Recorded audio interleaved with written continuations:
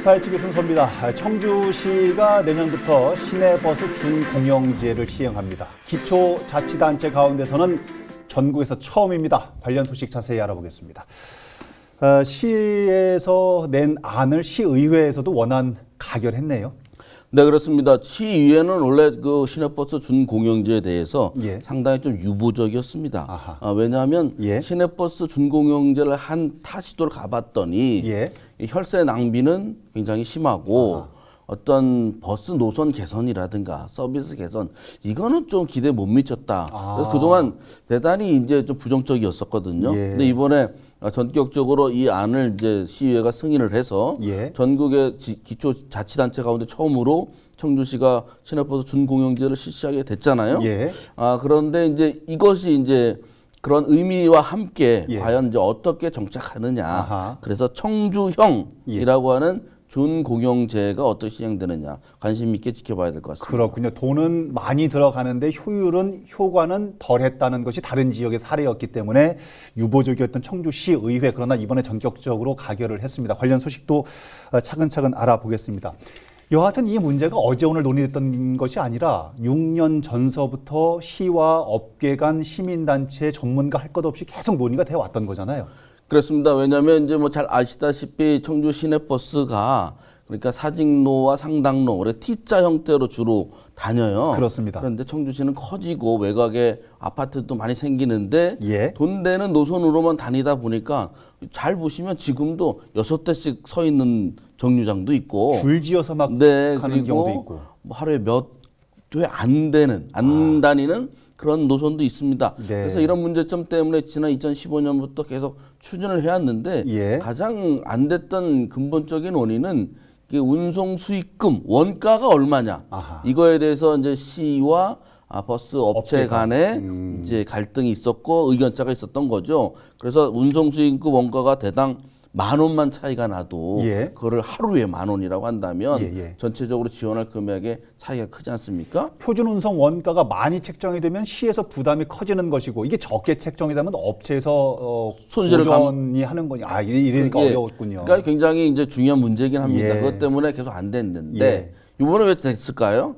이번에 코로나19 때문에 시내버스 승객이 확 줄어서 엄청나게 줄었죠. 청주 시내버스가 굉장히 큰 위기에 처해 있습니다. 그래서 이번에 시내버스 업체도 좀 양보를 하고 청주시도 시내버스 준공영제를 빨리 도입해서 노선의 안정화 이런 걸 꾀하기 위해서 이번에 극적으로 도입하게 된 것 같습니다. 그렇군요. 일반 시민들께서 이해하시는 시내버스 준공영제라 함은 여러 가지로 좀 혼동스럽고 어려운 부분도 있습니다. 운영 방식이 어떻게 되는 겁니까? 그러니까 지금은 민영제입니다. 그러니까 주식회사, 회사가 운영을 하는 거죠. 그리고 이제 준공영제 말고 또 하나가 있는데 그건 완전 공영제가 있어. 완전 공영제. 이거는 이제 자치단체가 소유와 노선권을 다 가지고 있는 겁니다.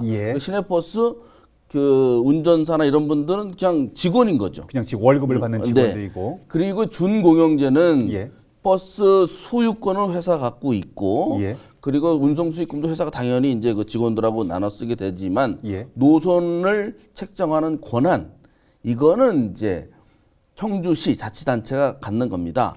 그러니까 완전 공영제가 되지 못했다. 반 정도만 완전 공영제다. 그래서 준자를 붙인 겁니다. 노선은 시가 가지고 있는 것이고 기금 운영, 뭐 수익금 이런 부분들은 회사가 그렇게 준공영제로 운영이 된다 하면 일반 시민들, 도민이나 시민들, 이용객들 입장에서는 뭐가 달라지는 거고 뭐가 장점이 있는 겁니까? 예를 들어 오창에서 청주 들어오는 시간이요. 서울 가는 시간보다 많이 걸려요. 오창에서 고속버스 타고 왜냐하면 계속 돌아야 되거든요. 오창도 돌고 또 오창 구까지 갔다가 시내 와서도 여러 군데를 돌아다니기 때문에 노선에 따라서 굉장히 많은 시간이 걸리니 그 버스 타고 출퇴근하시는 분들은 굉장히 힘들고 고통스러운 일이겠네요. 특히 최근에는 뭐 오창뿐만 아니고 동남지구도 그렇고요. 외곽마다 아파트 단지가 대단히 크게 들어서고 있지 않습니까? 그쪽에는 버스가 지금 현재 잘 안 다니는 이런 상황이니까 이 노선을 그렇다면은 그런데 가야 되지 않겠습니까? 그런데 이제 시내버스 업계에서는 기존에 어쨌든 많이 다니는 곳을 위주로 다녀야 안정적인 수익을 얻을 수 있어서 시의 권고나 이런 것들이 잘 먹히지 않는 거죠.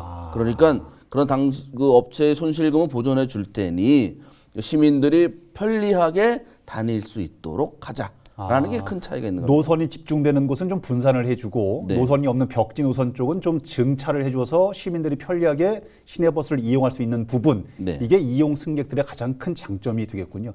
지금 손실 부분은 시에서 보전을 해주겠노라 이렇게 언급을 해주셨는데, 이렇게 되면은 시에서 준 공영제로 시행을 하기 위한 예산이 적지 않게 소요가 될 것 같은데요. 얼마나 들어갑니까? 네, 그렇습니다. 그러니까 이제 시내버스 업체에서 이제 운영을 하다가 예. 뭐 노선권도 시가 이제 하라는 대로 해서 다녔는데 예. 그래서 이익을 보면은 다행입니다만 그렇죠. 이익을 보지 않고 손해를 본다 하면 그 부분을 이제 세금으로 채워주는 거예요. 예. 그게 예상하는 게 1년에 351억 원입니다. 1년에 351억 원이요. 네.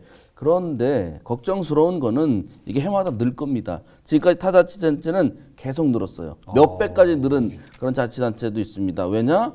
그런 이제 일부 업체들의 그러한 도덕성 해이, 관리 감독의 미흡, 뭐 또 이런 것들을 합쳐가지고 계속 혈세 먹는 하마처럼 된 경우가 적지 않게 있거든요. 그렇기 때문에 이와 관련해서 이제 청주시가 그 관리 감독 권한을 굉장히 강하게 할 겁니다만 예. 어쨌든 1년에 최소 351억 원부터 세금이 들어가는 거라고 보입니다. 351억 원도 최소군요. 네.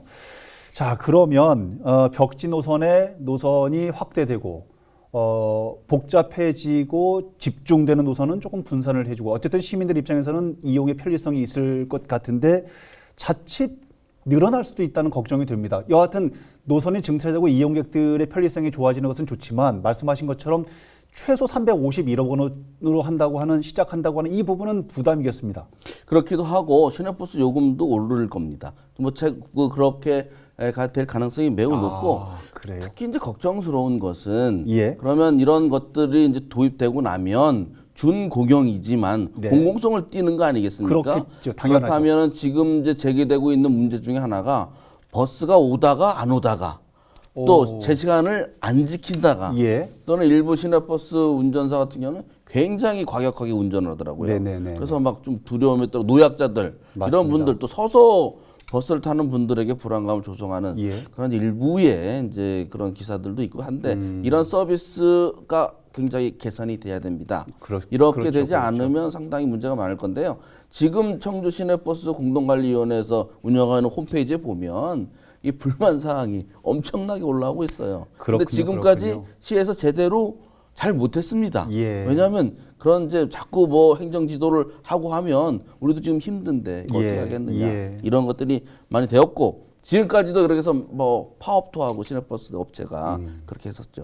말씀처럼 지금 저 듣다 보니까 지역에 요번에 그 시와 협의를 했던 지역의 시내버스 업계가 6개라고 전해 들었는데요. 그중에 소위 말하는 돈이 되는 노선들을 경쟁적으로 하다 보니까 사실은 서로 더 서비스를 증대한다거나 고객들에게 편리성을 뭐 준다든지 이런 경쟁적인 노력들이 있어 왔는데, 준공영제가 이루어지면은 어쨌든 부족한 부분은 시에서 보전을 해줄 테니 이런 부분들이 좀 떨어지는 거 아니냐라는 걱정도 있습니다. 그러니까 이제 그게 이제 관리 소홀이고 도덕적 해이를 어떻게 방지할 거냐라는 겁니다. 그래서 청주시는 뭐 임원에서 급여를 주지 않고 임원의 친인척을 뭐 배제를 한다든지 예. 여러 가지 장치들을 마련하겠다고는 하는데, 이런 걸 운영할 때 있어서 시민들의 관리 감독을 참여할 수 있는 그런 것들을 좀 더 강화를 해야 됩니다. 예. 왜냐하면 이거를 뭐 자율적으로 잘하면 좋겠습니다만 그렇게 쉽지 않잖아요. 그렇죠. 그렇기 때문에 자율성을 최대한 존중하다 이런 것들이 정착될 수 있도록 해야 되죠. 그렇지 않으면 나중에 오히려 아까 말씀드린 것처럼 세금 먹는 하마가 돼서 오히려 지탄을 받을 가능성이 매우 크고, 이참에 좀 더 저는 개인적으로 욕심을 낸다면 시내버스 준공영제를 하는 이유로 버스를 많이 타게 해야 되는 게 이유가 있습니다. 왜? 그냥 자기가 자기 차 끌고 다니면요 교통 막히죠. 그다음에 환경 문제가 많이 되지 않습니까? 경유에 휘발유는 어쨌든 오염을 유발하니까요. 그렇죠. 그렇다면 편리한 대중교통 노선이 확보가 돼야 됩니다. 그래야 그런 문제 해소되는데, 지금 준공영제는 첫 발을 뗐잖아요. 두 번째 떼야 되는 거는 시내버스를 좀 바꿔야 됩니다. 지금 저상버스로 낮은 버스도 있는데 높은 버스도 많고 노후차도 굉장히 많습니다. 전기차, 그리고 친환경차 이런 걸로 해야 된다고 생각합니다. 알겠습니다. 모쪼록 청주 시내버스가 우리 시민들의 서민들의 발이 되는 만큼 꼭 필요한 곳에 꼭 필요한 때에 함께 늘 동행해 주기를 바라봅니다. 오늘 도움 말씀 함께 나눠주신 소셜미디어 태희의 안태희 국장이었습니다.